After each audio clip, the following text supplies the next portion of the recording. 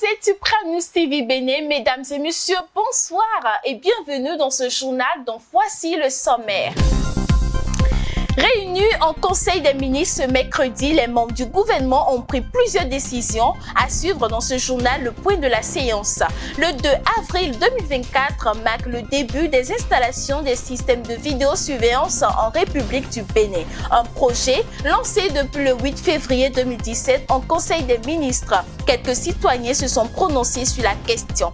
La 65e édition de la fête identitaire de Bopa a eu lieu cette année. L'UDAB a réuni les filles et fils de Bopa à l'église catholique en plaçant la fête Gogo 2024 sous le signe de l'union fraternelle. Plus de détails dans quelques instants.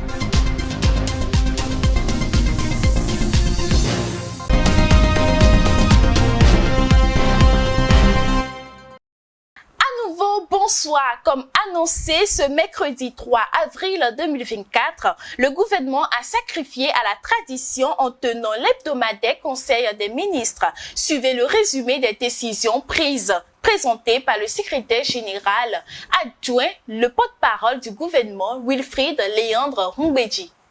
Au chapitre des mesures normatives, en point 1, nouvelles mesures et modalités d'exportation des produits forestiers en République du Bénin. La mise en œuvre des tests réglementant l'exportation du bois au Bénin a révélé l'urgence de leur actualisation pour tenir compte de la nécessité de préserver et de développer les ressources forestières. Elle traduit également la volonté du gouvernement de promouvoir la transformation locale des bois destinés à la commercialisation. Le présent décret vise donc à définir les conditions applicables à l'exportation des bois et produits de bois en République du Bénin. Celles-ci découlent des orientations stratégiques définies dans la nouvelle politique forestière de notre pays, adoptée par le Conseil des ministres du 22 février 2023 et qui projette le reboisement de 150 000 hectares de terre d'ici à 2030, assorti de la mise en place d'un système résilient de gestion et d'exploitation des espaces forestiers. Ainsi, le nouveau cadre réglementaire prévoit que l'exportation des produits forestiers est, nonobstant l'agrément, soumise à l'autorisation et à l'obtention préalable de l'avis technique délivré par les services compétents de la Direction générale des eaux, forêts et chasse. Par ailleurs, sont autorisées sur toute l'étendue du territoire national l'exploitation d'essences de forêts naturelles dans le domaine protégé de l'État exclusivement à des fins de consommation nationale. L'exploitation et la commercialisation des bois issus des plantations domaniales, des plantations privées et des forêts du domaine protégé de l'État, conformément aux dispositions des tests réglementaires en vigueur.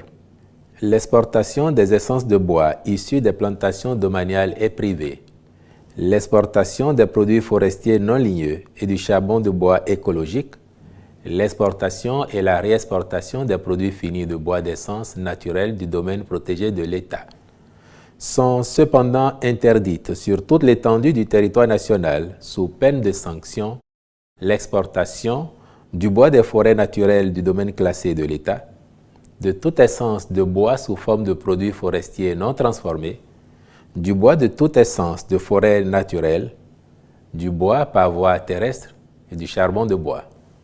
Enfin, la liste des essences de plantation éligibles à l'exportation et les quotas de volume exportables par essence sont définis chaque année par le ministre chargé des eaux, forêts et chasse. D'autres mesures normatives ont été prises au cours de cette séance, comme la transmission à l'Assemblée nationale pour examen et vote du projet de loi sur l'actualisation de la loi numéro 2016-25 du 4 novembre 2016 portant organisation de la concurrence en République du Bénin. Des nominations ont aussi été prononcées au cours de cette séance. Le Conseil des ministres a autorisé le 8 février 2017 l'installation du système de vidéosurveillance dans les villes du Bénin. Un projet qui a déjà démarré notamment par le Carrefour Saint-Michel. Les citoyens béninois apprécient l'initiative au micro de Merveille à Sogba et de Fréjus Aïe à Javon. Non, bon, l'initiative, c'est une bonne initiative. Bon, je ne veux pas dire que c'est mauvais. Parce que ça prouve que notre pays est en train de se développer. C'est pour la sécurité des personnes et des biens du pays. Et c'est pour maîtriser les bandits là où ils se trouvent. Et ceux qui brûlent aisément les feux tricolores de gauche à droite. C'est une bonne chose. L'État est en train de faire une bonne chose par rapport à ça. Mais ce que moi je dis est que nos vidéos ne soient pas diffusées pour n'importe quoi dans la ville ou bien sur les réseaux sociaux. C'est ça que nous allons essayer de refuser. Sinon, c'est une bonne chose. C'est une innovation. C'est une très bonne chose. Mais est-ce que nous en sommes déjà à ce niveau? C'est vrai que le Bénin aspire à grandir, à se développer comme les grands pays comme la France. Mais essayons de voir, est-ce que nous sommes déjà à cette étape? Parce qu'il y a, selon moi, des priorités. Il y a des trucs que nous devons faire avant d'en arriver là. C'est une très bonne chose, mais il faut d'abord que les Béninois soient à l'aise. Concernant les caméras sur les feux, vraiment on voit ça dans les pays développés, les pays émergents. On a l'impression que vraiment le Bénin est en train de changer usage, en train de devenir un pays développé. On aime ça. S'il y a des caméras sur les feux, chaque carrefour, vraiment on adore ça. On sent que vraiment le Bénin se réveille. La population se sent en l'aise, très en l'aise. Ce qu'on recommande au gouvernement. Caméra de tout gagner dans ce carrefour les dio. C'est tout juste. On a ralenti au adjo. Banditisme là, il mène deux sur mon on les bono y que. Au feu les caméras déplacées le feu. On a besoin parce que nous avons d'abord nous tout mi temps et on a bon l'état au feu et dans des coups. Et on a bon quelqu'un fait fin beau remboyer, moto fin beau remboyer ne puis et dans des podos et il vous dit à des têtes vous dit à cadre. Tête vous dit à des bon et à l'autre au carobio. Et on continue au tout bon à Saint-Banaco et on doit aller nous et on t'a et nous tout venant pour fin moi non. Les manifestations entrant dans le cadre de la 65e édition de la fête identitaire de Bopa se sont bien déroulées ce dimanche pascal de l'an de grâce 2024. Les 10 fils de cette région ont imploré la grâce du Tout-Puissant à travers une messe célébrée à l'église catholique de Bopa. Les précisions ont été données dans ce reportage. Les fils et filles de Bopa, en célébrant leur fête identitaire, ont profité de ce dimanche pascal pour remercier Dieu pour ses merveilles et sa miséricorde. Et c'est à l'église catholique de Bopa qu'ils se sont retrouvés pour une communion fraternelle.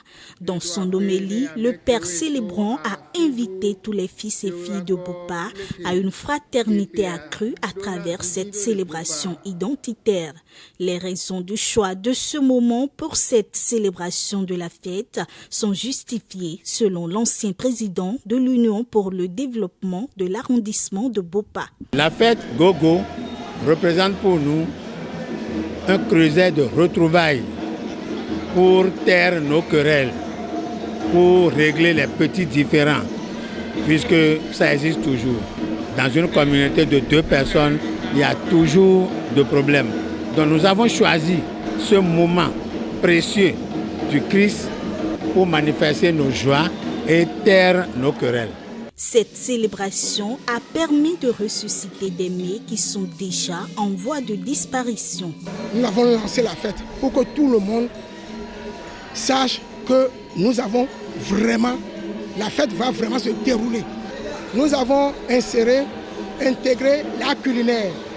Il y a des mets qui nous sont chers, qui sont en train de disparaître, que nous avons ressuscités. Des remerciements sont adressés à l'endroit de tous les natifs de Bopa qui ont effectué le déplacement pour participer à cette 65e édition de Gogo. Je voudrais dire merci à tous ceux qui nous ont suivis pour venir fêter avec nous à Bopa. Nous voici, vous avez vu notre culture, vous nous aviez vu. Voilà comment est-ce que nous nous exprimons. Nous nous mettons en évidence. C'est Bopa ça, c'est notre culture. On a tout oublié, mais ça là, c'est toujours avec nous. La fraternité, la convivialité, la joie. Et pour les ici, donc je vous dis merci. Et tous ceux qui ont effectué le déplacement, vous rentrez sains et saufs sous la protection de Dieu, le Père Tout-Puissant. Merci à vous et bon retour à chacun. Des matchs de football, la course à pirogue, des réjouissances de pique-nique et bien d'autres ont été au menu de cette célébration. De nos jours, l'abus de l'utilisation du téléphone portable devient de plus en plus remarquable, ce qui crée des conséquences les unes nuisibles que les autres. Dans ce magazine, utilisateurs et sociologues se prononcent sur le sujet. Téléphone en main, tête baissée, forte concentration, ce sont entre autres les critères d'identification d'un utilisateur de téléphone portable. Une utilisation qui devient de plus en plus abusive et qui n'est pas sans impact sur les jeunes. Utiliser trop le téléphone portable peut agir psychologiquement sur le cerveau. Le fait que l'étudiant ou l'étudiante prenne son téléphone portable en regardant tout le temps, ça peut agir sur le mental. Ça peut détruire ce que j'ai dit. Ça peut détruire une part de son intelligence, quoi.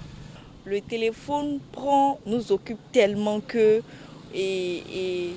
on a tendance à oublier certaines choses qu'on doit faire. Par exemple, vous êtes en famille, vous voulez passer du temps avec la famille, mais vous êtes tellement occupé, concentré sur votre téléphone que ce petit moment-là, vous ne la passez pas comme ça se doit. Les jeunes sont exposés à de nombreux risques en restant dépendants des smartphones. Vous allez les voir tout au long d'une journée se concentrer dans le téléphone portable sur des sites d'économie, de comment faire pour gagner de l'argent, tout ça. Et puis c'est aussi autre pilier de l'utilisation du téléphone portable. Alors, l'autre chose aujourd'hui, c'est le téléphone portable sert aussi de posts publicitaires. Hier, vous allez voir les gens confectionner des bâches affiches pour publier leurs articles, leurs trucs. Mais aujourd'hui, avec ton téléphone portable, il suffit que tu aies une page Facebook, WhatsApp, un statut, des trucs comme ça, ou bien une plateforme en ligne de vente. Tu es dans ton téléphone portable et tu analyses et vends tes trucs en ligne sans même avoir de difficultés. Il faut dire que c'est un outil de déconstruction et de reconstruction des relations sociales. Puisque tout de suite, avec le téléphone portable, je peux me proposer des rapports, je peux me proposer des preuves et envoyer à quelqu'un qui est en lien avec une autre personne et ça peut déconstruire les relations. Comment? Je peux falsifier des preuves pour déconstruire des relations. Je peux inventer des mensonges pour déconstruire les relations. Je peux être à l'UAC, par exemple, et mentir à quelqu'un que je suis à New York. Tout ça, c'est se cacher derrière le téléphone portable pour faire ce truc-là. Donc, les conséquences sont énormes. Le sociologue n'a pas manqué de prodiguer quelques conseils à l'endroit des parents et de la couche juvénile sur l'utilisation des téléphones portables. C'est l'éducation à la base, il faut revoir par rapport à l'utilisation du téléphone portable. Moi, par exemple, je suis d'une génération 90 et nous, on a accès au téléphone portable quand nous, on était en classe de première. Mais aujourd'hui, l'enfant qui est né déjà à 3 mois veut toucher le téléphone portable. Parce que c'est là. En temps, nous, on n'avait pas assez. Parce que c'est là, c'est devenu quotidien. Vous voyez, donc, ce que moi, je peux dire, c'est de rééduquer les enfants, même si le téléphone portable est devenu un quotidien, de savoir qu'il faut des années données avant d'avoir accès à un téléphone portable. Les jeunes sont invités à prendre conscience du danger qu'ils courent en abusant de l'utilisation du téléphone portable. Ce dimanche 31 mars 2024 s'est tenue à l'Université d'Abomey-Calavi, zone master, l'Assemblée générale ordinaire de l'Association nationale des étudiants entrepreneurs du Bénin, ANEB. Suivez dans ce reportage de l'ECOSA et de Ores Aïtchéou la substance de cette activité. En Assemblée générale ordinaire ce dimanche 31 mars 2024, le bureau exécutif de l'Association nationale des étudiants entrepreneurs du Bénin, ANEB, a présenté aux membres de l'association les réalisations effectuées au cours de l'année 2023-2024. Les travaux ont été ouverts par la présentation des rapports moraux et financiers. L'Association nationale des étudiants entrepreneurs du Bénin a connu une année fructueuse, dynamique et efficiente. Féminin. Nous avons aussi organisé l'atelier stratégique de l'ECPP dont l'objectif était d'outiller les membres de cet organe à avoir la compétence nécessaire en la planification et gestion de projets afin qu'ils puissent bien piloter les projets des membres de façon efficace. Nous avons également participé au salon de l'emploi organisé par l'Université d'Abom et Calavi, au programme d'éveil de conscience organisé par l'ATP Bénin, au dialogue sur la justice climatique au Bénin. Des activités au cours desquelles nous avons présenté notre vision pour l'avenir de l'entrepreneuriat et les initiatives de l'ANEB pour soutenir les jeunes entrepreneurs. Nous sommes fiers du travail accompli par l'association et sommes confiants que nous continuons à poser l'édifice de l'association sur les bases mises en place la précédente période d'exercice en vue des réalisations encore plus grandes à l'avenir. Élection des membres de l'organe de contrôle à 2000 francs, installation des membres de l'organe de contrôle 200 francs CFA, atelier de la stratégie de la femme à 8000 francs CFA, atelier stratégie de l'OCPP à 4850 francs CFA. Les démarches d'organisation du café des femmes leaders à 26 100 francs CFA, les sessions ordinaires du bureau exécutif à 9 450 francs CFA, les démarches pour l'organisation de l'ANEB tout stratégique à 2000 francs, soutien à l'ATP 7700 francs. Atelier stratégique d'analyse d'évaluation à 31 600 francs. Donc, nous avons le total de 423 475 francs CFA. Et si nous prenons le solde global qui est égal à recette générale moins les dépenses, nous avons ce qui fait un total de 461 050 moins 423 475 francs CFA. Donc nous avons un solde global de 37 575 francs CFA. Donc solde créditeur. En s'appuyant sur le budget prévisionnel de la période d'exercice, nous pouvons évaluer le résultat de la période d'exercice à un taux de 17,51%, d'où 2,73% de la croissance par rapport à la précédente période d'exercice. Nous pouvons donc déduire que l'ANEB se trouve en pleine forme et dans les bonnes conditions pour faire face aux défis de développement durable et du Bénin. Des rapports qui ont été amendés et approuvés par les membres ainsi que par les organisations partenaires présents à ce rendez-vous. Place a été faite à la présentation et l'adoption de la feuille de route comptant pour la période 2024-2025. Plusieurs actions ont été prévues pour être exécutées, entre autres. Créer un cadre propice de réflexion, d'échange, d'information et de formation entre les étudiants sur les enjeux de développement durable du Bénin. Initier des visites à l'endroit des responsables étudiants, des personnalités universitaires politico-administratives et d'autres organisations pour leur présenter l'ANEB. Étendre l'association sur toutes les universités du Bénin. Le président de l'association, l'ANEB, se porte tant bien que mal. Nous avons mobilisé les efforts pour la mise en œuvre de ce document d'orientation stratégique annuel dans l'esprit de conduire les stratégies destinées à la réalisation de la vision de notre association.